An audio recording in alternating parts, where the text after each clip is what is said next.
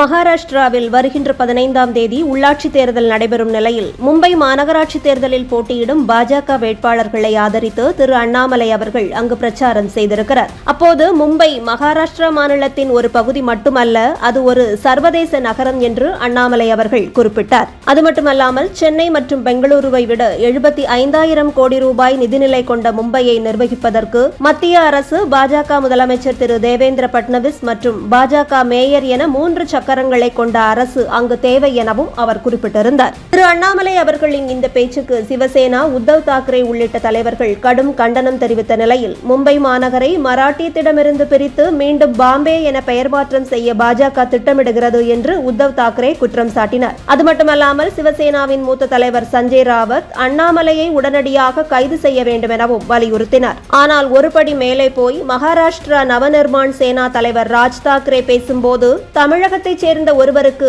மராட்டியத்தில் என்ன வேலை? எனது சித்தப்பா பால் தாக்கரே 1960ஆம் ஆண்டுகளில் தென்னிந்தியர்களுக்கு எதிராக பயன்படுத்திய தென்மாநில மக்களை விரட்டுங்கள், இசைக்கருவியை ஊதி மகிழுங்கள் என்ற கோஷத்தை மீண்டும் கையில் எடுக்க வேண்டி வரும் என்று மிகவும் கீழ்த்தரமான வார்த்தைகளை பயன்படுத்தி அந்த கோஷத்தை உச்சரித்திருக்கிறார். அது மட்டுமல்லாமல் தமிழகத்திலிருந்து வந்த ரசமலாய்க்கு இங்கு என்ன வேலை என்று அண்ணாமலை அவர்களை கேலியாக விமர்சித்தது அரசியலில் பரபரப்பை ஏற்படுத்தியிருக்கிறது. மட்டுமல்லாமல் அண்ணாமலை அவர்கள் அங்கே சென்றால் அவரது காலை வெட்டுவேன் என கூறியதும் பலரது கண்டனங்களை பெற்றிருக்கிறது. தற்போது ராஜ் தாக்கரேவின் பேச்சுக்கு அண்ணாமலை அவர்கள் பதிலடி கொடுத்திருக்கிறார். மும்பைக்குள்ள வந்தா என் காலை வெட்டுவேன், இங்கடிப்பேன். நான் மும்பைக்கு வரத்தான் போறேன், நீ இங்கடிச்சு பாரு, காலை வெட்டி பாரு, அதெல்லாம் ரெண்டோடு பாத்திரலாம். அதனால இந்த மிரட்டல் உருட்டுருக்குலாம் நான் பயந்துருந்தா ஊரில் உட்காந்து என் கிராமத்துக்குள்ள சொந்த ஊர்ல தான் இருக்கு. இது மட்டுமல்லாமல் தமிழர்களுக்கு எதிரான ராஜ் தாக்கரேவின் இந்த பேச்சுக்கு தமிழகத்தில் கடும் எதிர்ப்பு கிளம்பி வருவதும் குறிப்பிடத்தக்கது.